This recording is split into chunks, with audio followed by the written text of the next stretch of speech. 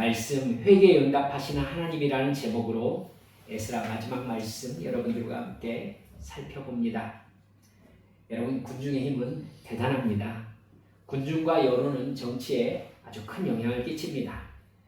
예수님이 십자가에서 죽으실 때 빌라도는 이 일이 잘못된 일이라는 걸 알고 있었습니다. 예수가 억울하게 지금 모함을 당하고 있다는 걸 빌라도는 아주 잘 알고 있었어요. 빌라도는 예수님을 살리기 위해서 나름대로 애를 썼습니다. 채찍으로 때려서 동정표를 사보려고도 했고요. 밀란을 일으킨 살인자라고 알려진 바라바를 내세워서 이 사람을 놓아주랴, 예수를 놓아주랴, 설마 바라바를 놓아주라고 하겠는가 라고 생각하면서 한 얘기였죠. 하지만 군중들은 바라바를 놓아달라고 했습니다. 일관되게 예수를 십자가에 못 박으라고 소리를 질렀지요. 그러자 당시 절대 권력을 가지고 있던 로마의 군인이요, 총독이었던 빌라도였지만 예수님을 놓아주지 못합니다. 그리고 예수님을 십자가에 못 박히게 내어주었다라고 성경이 기록하고 있습니다. 이것이 군중의 힘입니다. 근데 오늘 성경 말씀에는 에스라 한 사람이 기도함으로 말미암아 거대한 군중들의 힘을 누르는 상황이 기록되어 있습니다. 지난 시간에 우리가 살펴봤듯이 바벨론에서 돌아온 포로 후 공동체가 예루살렘과 그 주변 지역에 정착해서 살고 있는 이방 족속들과 혼인관계를 맺었습니다. 여러분, 이것은 현실적인 이유 때문이었어요. 예루살렘에 돌아온 그들은 다 무너져버린 솔로몬 성전터에 다시 성전을 세우고 하나님의 백성이라는 정체성을 찾았습니다. 자기들이 원래 목적했던 목적이 이루어진 겁니다, 여러분. 성전을 세우려고 돌아왔잖아요. 그러나 그 다음이 문제였어요. 성전을 다시 건축하고 하나님을 섬기는 백성의 정체성을 찾았지만 그들의 생활에서 변한 것이 없었던 거예요. 막연하게 뭔가 잘 되지 않겠느냐, 성전도 세웠는데 이렇게 생각했을 수도 있겠죠. 마치 신앙생활하다가 성령께서 주시는 구원 경험을 하면 마음에 감동이 되잖아요. 그리고 많은 회개를 하고 하나님께서 주시는 기쁨이 충만하게 됩니다. 그렇게 되면은 하나님 말씀에 순종하면서 우리는 막연하게 기대를 하게 됩니다. 이 다음에 뭔가 내 삶에 필요한 것도 채워지고 건강도 회복되어지고 주변 사람들과의 관계도 좋아지며 모든 게 다 좋게 회복되어지지 않을까? 여러분, 맞습니다. 그런 예가 많습니다. 하지만 그렇지 않을 수도 있습니다, 여러분. 그것과 직접적인 관계는 없어요. 돌아온 포로 후 공동체가 성전을 세운다며요. 성전 제도를 정비하고 유월절을 하나님 앞에서 정말 영광스럽게 감사하게 지켰는데 그들의 삶의 여건이 나아지지 않았습니다. 솔로몬 시대처럼 엄청난 부와 영광이 돌아오지도 않았고 다윗 시대처럼 다시 이스라엘이란 나라가 건국되지도 않았습니다. 성전은 건축되었지만 여러분, 그들의 형편은요, 그 땅의 주인들인 이방 족속들에게 땅을 빌려가지고 농사를 지어야 하는 소작농의 신세가 되었던 겁니다. 그러니까 땅을 빌려서 농사를 지었으니까 빌린 싹을 내야 되겠죠. 그리고 남은 것을 나누어서 자기들이 먹고 살아야 되는 겁니다. 그러면 되게 많이 팍팍하죠, 생활이. 고된 노동 현장이 기다리고 있었던 겁니다. 그들은 성전을 건축하고 나면 뭔가 행복한 삶이 이루어질 것이라고 기대했던 것이 잘못된 기대였구나라는 실망감에 사로잡히게 됩니다. 이것이 무작정 열정을 가지고 헌신한 사람의 이 허무 증상입니다. 사랑하는 여러분들, 제가 20대에 아내와 함께 찬양팀 리더로 활동하고 있을 때 1년에 2번 예술회관을 대여해가지고 찬양 집회를 했었습니다. 그 찬양 집회를 거의 대학생들, 그 다음에 이렇게 직장을 가진 우리 찬양팀들 십시일반으로 자기들의 헌금을 내고 막 그래가지고 진행하는 것이거든요. 여러분 그 찬양 집회를 준비할 때 찬양팀이 얼마나 뜨거운지 모릅니다. 직장인들과 학생들이 일주일에 3번씩 새벽 1시까지 연습하고 기도하고 성경 공부하면서 한 달 넘게 찬양 집회를 준비합니다. 얼마나 열정적인지 모릅니다. 지금 생각해보면 새벽 1시에 진미집에 가가지고는 연탄불고기와 김밥을 먹으면서 얼마나 큰 소리를 떠들었는지 주인이 와가지고는 술은 한 방울도 안 마시는 사람들이 소주 몽땅 마신 사람들보다 더 크게 떠든다고 부시렁부시렁 했던 게 생각이 납니다. 여러분 그렇게 서로 만나면 좋았습니다. 행복했습니다. 그렇게 준비된 찬양 집회에는 그야말로 성령 충만함의 역사가 일어났었습니다.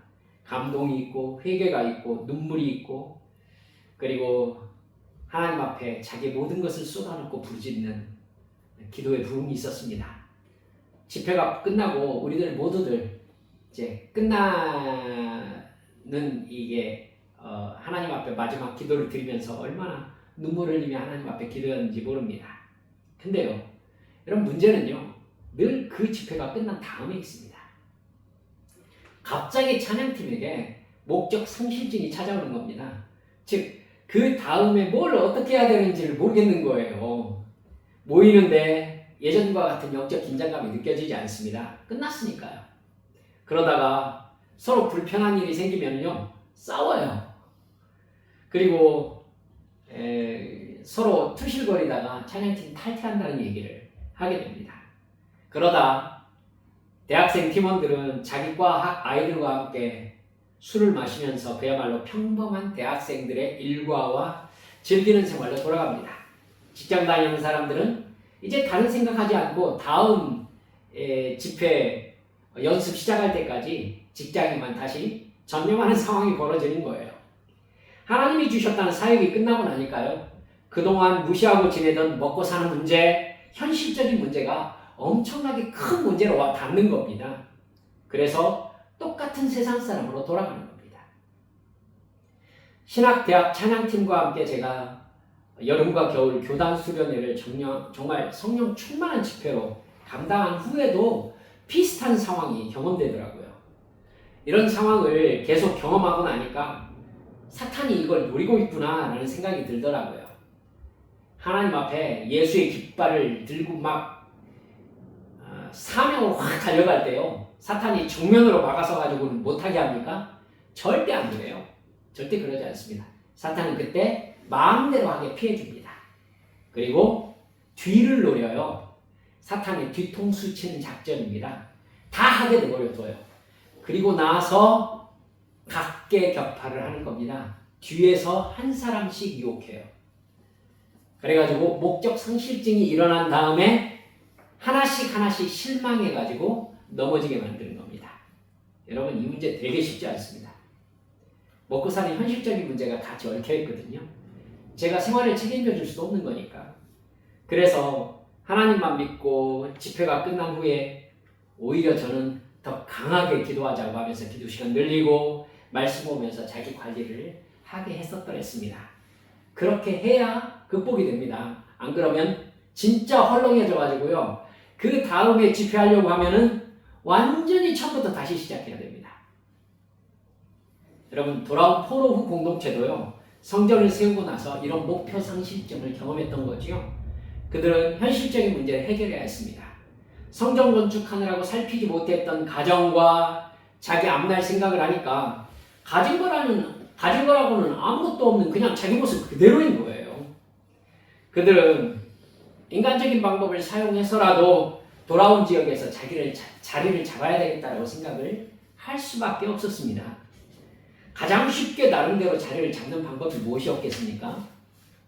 여러분, 원래 그곳에 터를 잡고 살던 사람들과 결혼을 하는 겁니다.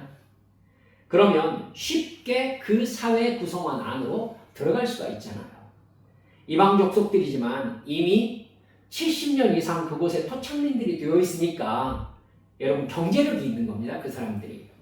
아들과 딸을 그들과 결혼시키는 것은 그들의 경제력 덕을 볼 수 있는 가장 쉬운 방법이었던 거죠. 그들은 현실적인 문제를 그런 방식으로 해결해 나갔습니다. 그러나 여러분 그들의 마음에 아무런 생각이 없지는 않았을 거예요. 그렇지 않아도 여러분 결혼한 이방 족속들이요.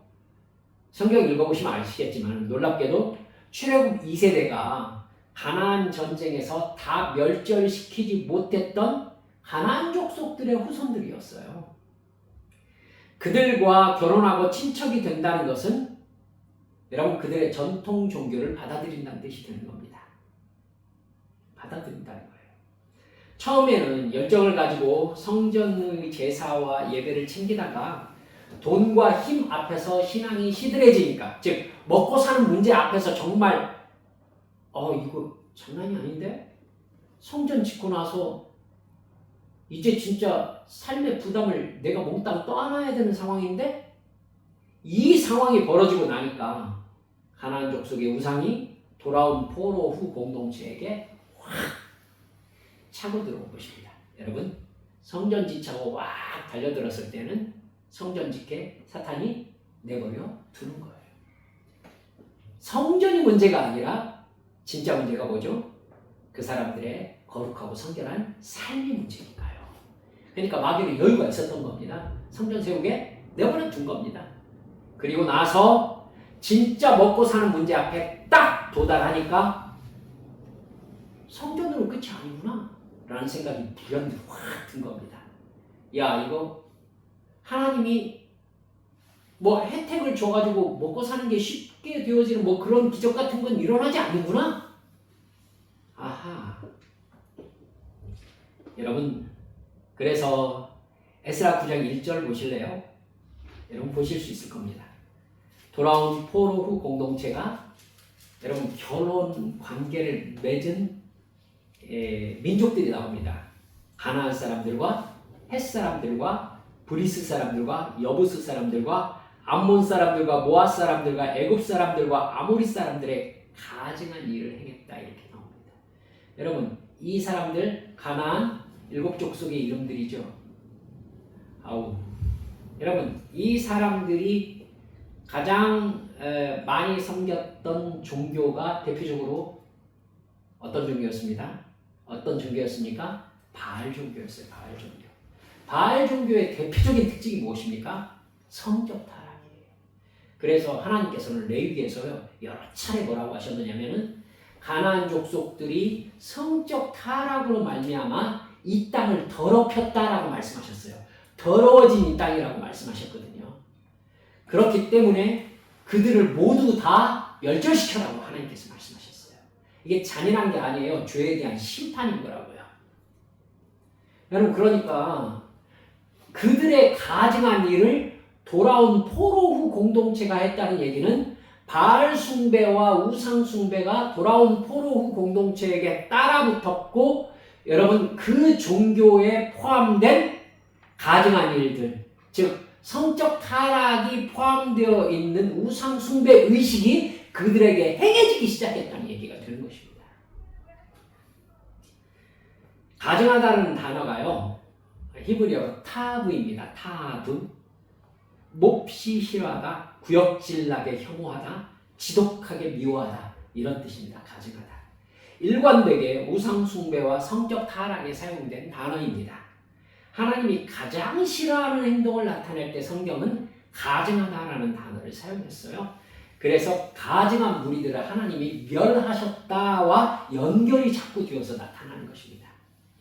제사장들과 성전을 섬기는 레위인들마저도요 먹고 살기 위해서라는 현실적인 문제 앞에서 이방 족속들과 결혼 관계를 맺으면서 그들의 종교를 받아들였던 겁니다. 그러자 포로 공동체는 우상 숭배와 함께 성적 타락에 빠져들었고 하나님과의 관계는 급격히 멀어지기 시작한 거였어요.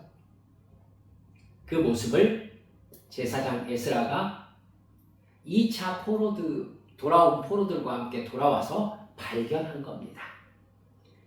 에스라는 그야말로 망연자실합니다. 기껏 하나님의 백성으로서 하나님을 섬기며 성전 제사를 회복시키겠다고 돌아온 사람들이 먹고 사는 문제 앞에서 신앙을 버리고 이방 족속들과 결혼하면서 하나님이 가증하게 여기는 이방 종교를 받아들인 겁니다. 여러분, 이러면 차라리 여기에 돌아오지 않을만 못한 상황이 벌어져 버린 거잖아요. 그렇죠? 자기 아버지가 포로로 끌려가는 징계를 받게 되었던 죄를 지금 돌아온 포로 공동체가 똑같이 짓고 있는 거예요. 아버지, 할아버지가 이 죄 때문에 이스라엘이 멸망당했는데 돌아와 놓고 그 자식들, 손자들이 똑같은 짓을 또 하고 있는 거지요. 얼마나 기가 막혔겠어요, 에스라가. 그래서 에스라는요, 자기가 제사장이면서도 성전 안에, 성소 안에 들어가서 기도하지도 못하고 성전 건물 밖 뜰에 주저앉아서 통곡하면서 하나님께 회개의 기도를 올려드리고 있는 겁니다. 그렇게 에스라가 울면서 기도하면서 돌아온 포로후 공동체들의 죄악을 하나님 앞에 고백하기 시작했습니다. 여러분, 그것이 에스라 9장 말씀이거든요.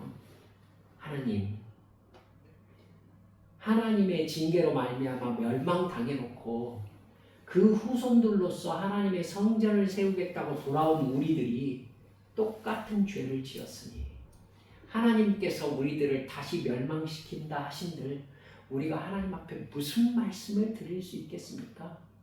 이렇게 하나님 앞에 탄식하면서 울며 에스라 제사장이 부르짖은 겁니다. 그렇게 에스라가 무릎 꿇고 하나님 앞에 먼지를 뒤집어 쓰고 가장 애통하며 주님 앞에 부르짖자 1절 보니까 많은 백성이 에스라의 통곡하며 기도하는 소리를 듣고 이스라엘 백성의 남녀와 어린아이의 큰 무리가 에스라 앞에 모여서 함께 울며 통곡하는 일이 벌어졌다라고 기록하고 있죠. 여러분, 그들에게 너희들이 어떻게 이럴 수 있느냐고 에스라가 소리 질렀습니까? 아니죠. 에스라는 그 자리에 그냥 엎드려서 하나님 어떻게 하면 좋습니까? 하고 운 거예요. 그냥. 그러자 이스라엘 백성들 누가 말하지도 않았는데 모두 다 그 자리에 모여와서 함께 울기 시작한 겁니다. 2절 보니까 스가냐라는 백성의 대표자가 우리가 우리 하나님께 범죄하여 이 땅 이방 여자를 맞이하여 아내로 삼았습니다. 라고 정확하게 자기들의 죄를 고백합니다.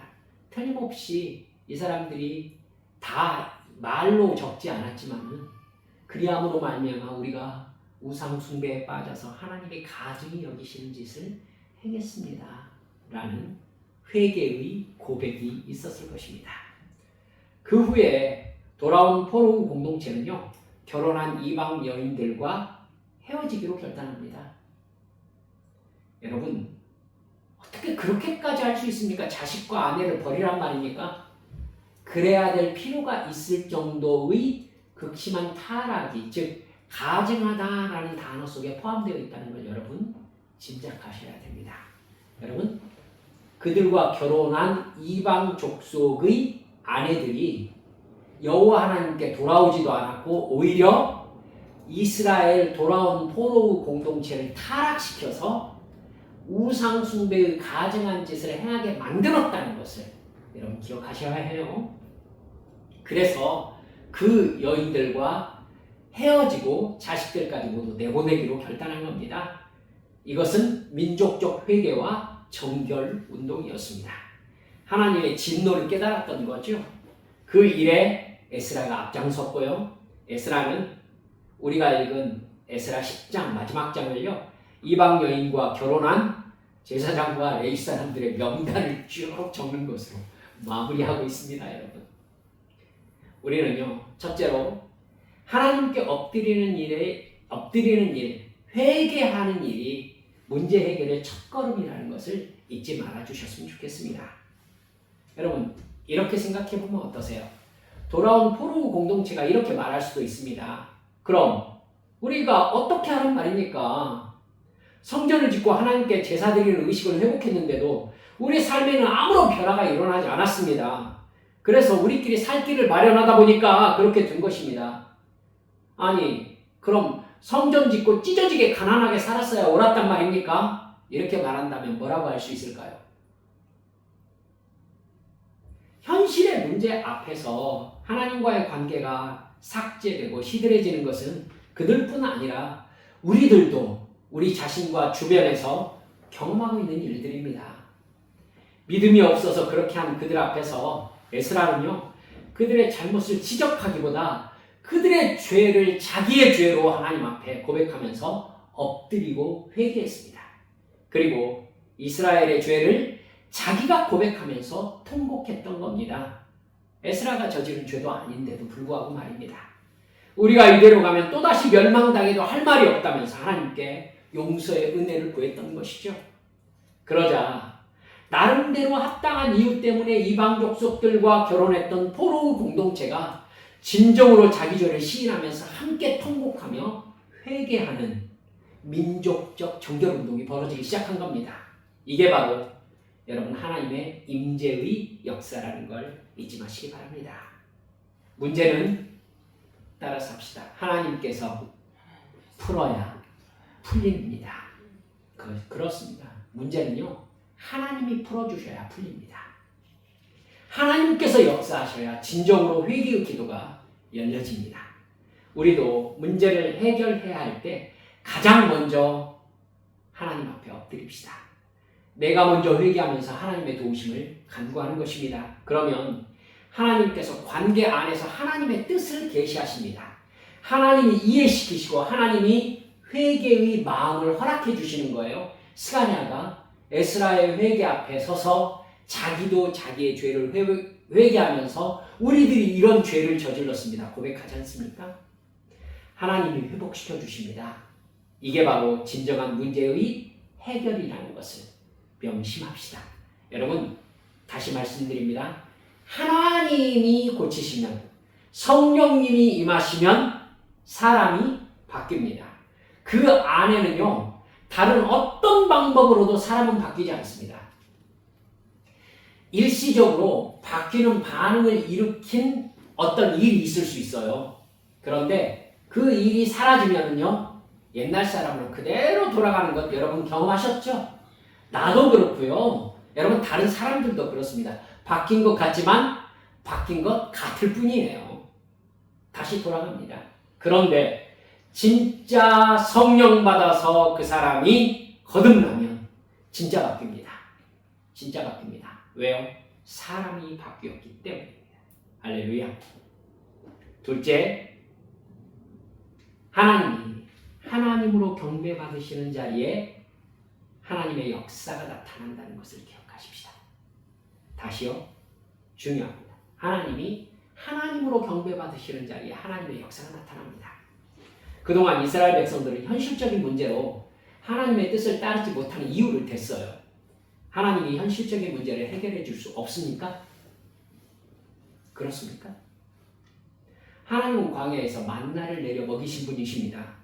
메추라기를 내리신 분이시고 아무것도 가진 것 없는 요셉을 이집트의 국무총리로 만드신 분이십니다. 그야말로 천둥 벌거숭이였던 다윗을 이스라엘의 왕으로 세우신 분이십니다. 그 하나님께서 언제나 말씀하시기를 아무것도 없는 자를 하나님의 사람으로, 위대한 사람으로 세우는 것이 하나님의 일하시는 사역의 특징이라는 것을 구약 여러 곳에서 말씀하셨습니다. 하나님은 하나님을 믿고 의지하며 순종하는 사람을 한 번도 실망시킨 적이 없는 분이십니다. 그런 능력의 하나님 앞에서 현실적인 문제 때문에 하나님의 말씀을 따를 수 없다고 말하는 것, 하나님 앞에 모욕입니다. 하나님을 모욕하는 거예요. 여러분, 돌아온 포로 후 공동체는요, 하나님이 자기 상황을 바꾸실 수는 없다고 결론을 내리고 자기 나름대로의 방법을 찾은 거였어요. 우리도 그렇거든요. 어떤 문제 앞에 딱 서면은요, 우리는 하나님이 이 문제까지는 해결해 주실 생각이 없으시구나, 혹은 이 문제는 해결해 주실 수 없으시구나 라고 생각을 하면은 우리는 우리의 방법을 그 다음에 생각합니다. 여러분, 그런데요, 그것이 여러분 하나님을 모욕하는 행동이 된다는 것을 꼭 기억합시다. 꼭 기억합시다. 돌아온 포럼 공동체는요, 하나님 앞에 엎드리기보다 이방 족속들과 결혼해서 그들의 종교를 받아들임으로써 손쉬운 경제적 이익을 챙기는 방법을 택했습니다. 그것은 하나님을 하나님으로 여기지 않는 불신앙입니다. 그들 앞에서 여러분 에스라는 하나님께 엎드려서 죄의 용서함을 구했어요. 그렇게 드리는 회개 기도야말로 여러분 하나님을 하나님으로서 경배하며 섬기는 행동입니다. 뭐가 하나님을 경배하는 행동이라고요? 회개가, 죄를 사해달라고 하나님 앞에 고백하는 기도가. 하나님의 진노가 내리면 아무도 살 수 없다는 고백, 하나님의 용서하심만이 우리의 살 길이라는 고백이 하나님을 하나님으로 경배하는 행위인 것입니다. 그 사람에게 여러분 하나님이 하나님으로서의 자기의 정체를 나타내십니다. 할렐루야. 여러분 진짜로 회개하고 하나님만이 나를 살리실 수 있습니다. 이럴 때 하나님이 그를 살리십니다. 하나님만이 이 문제를 해결하실 수 있습니다 라고 모든 것을 하나님 앞에 다 내어드렸을 때 하나님이 그 문제를 진짜로 맡으시는 것입니다. 구약 여러 곳에서 여호사밧 왕 여러분 엄청난 군대의 침략을 받았을 때 어떻게 합니까? 하나님의 응답을 구했을 때 하나님께서 말씀하시지 않습니까? 이 전쟁에서 너희가 싸울 것이 없다. 내가 친히 싸우겠다. 여러분 믿을 수 있습니까? 여기가 문제인 거예요. 여기가. 믿을 수 있습니까? 그럼 하나님께 이렇게 해야 하잖아요. 그래요? 어떻게 하라고요? 어떻게 해야죠? 여러분 여호사밧이 무엇을 합니까? 군대 앞에 찬양대를 세웁니다. 하나님이 약속하셨죠? 여러분 군대 앞은 화살바지죠? 화살바지예요. 그러니까 여러분 군대 앞에 무장하지 않는 찬양대를 세우는 것은 하나님의 말씀에 대한 100% 신뢰를 보여주는 행동인 것입니다. 그럼 하나님의 일을 하십시오. 나는 그 하나님을 찬양하는 일을 하겠습니다. 이렇게 군대가 나간 거죠. 여러분 그러자 하나님은 이스라엘 백성들을 향해서 화살이 한 발도 날아오지 못하게 하셨습니다. 이게 하나님의 응답이에요. 여러분 하나님과 관계를 맺을 때 그렇게 맺으셔야 됩니다. 하나님 앞에 완전히 내놓고 하나님 앞에 던져버려야 돼요.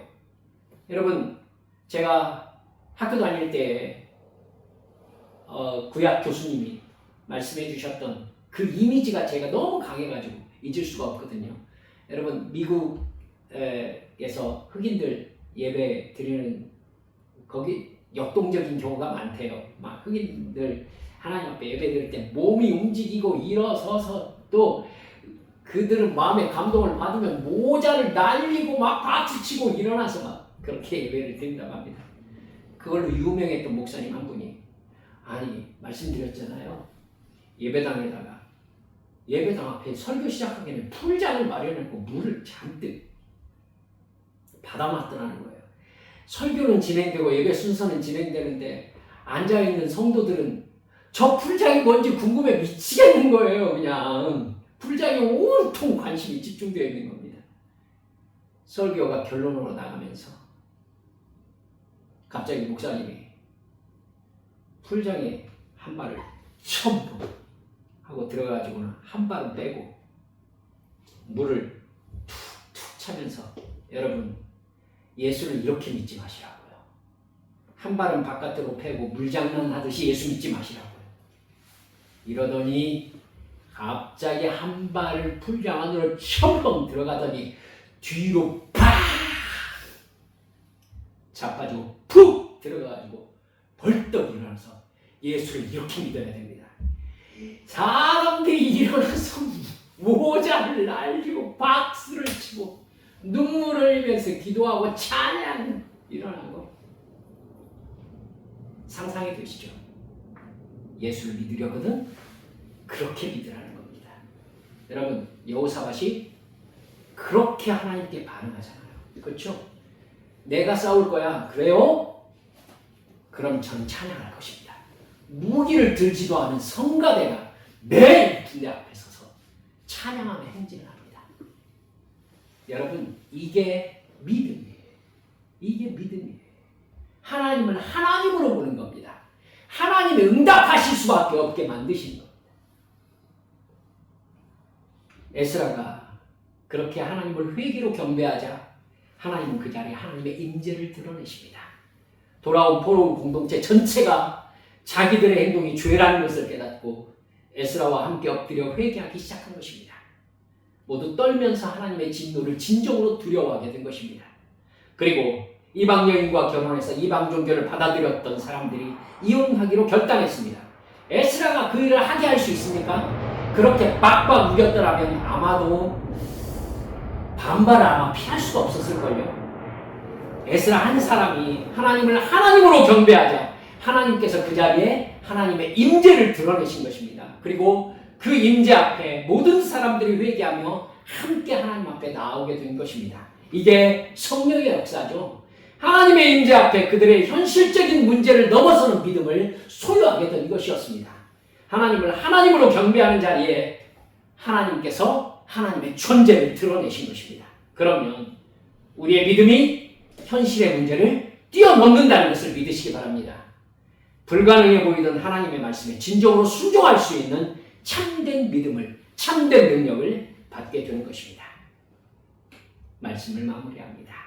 우리 한빛교회 가족들, 모든 문제 앞에서 먼저 엎드림으로 문제 해결에 첫걸음을 떼십시다. 그리고 엎드려서 하나님을 하나님으로 경배하고 찬양하며 회개할 때에 하나님이 능력의 하나님으로 당신을 드러내신다는 것을 믿으시기 바랍니다. 그런 기도의 역사를 경험하시며 하나님과 사랑의 관계가 깊어지시는 믿음의 식구들 모두 되시기를 주 예수님의 이름으로 축원합니다. 함께 기도하십시다. 이 시간 주님 앞에 기도하면서요, 현실적인 문제 앞에서 내가 어떤 태도를 취해왔는지 한번 돌아보시겠습니까? 주님은요, 더 가까이 다가오너라, 더 네 자신을 내어놓아라. 나는 네 인생에 내가 정말로 누구인지를 확인하고 싶다. 그렇죠? 여러분도 결혼해 보셨겠지만 결혼할 때 저 사람과 내 평생을 같이 할 수 있을 것인가를 생각해 보지 않습니까? 우리 하나님이 우리와 어떤 관계이십니까? 영원의 시간을 함께 하실 나의 아버지이십니다. 그 하나님께서 내가 진짜 믿음을 가지고 있는지 확인해 보시는 것이 너무하신 것입니까? 주여, 에스라와 같이 회개함으로 우리 하나님을 하나님으로 경배하는 참다운 믿음 우리에게, 나에게 부어주시라고 함께 동성으로 기도하시겠습니다. 아버지,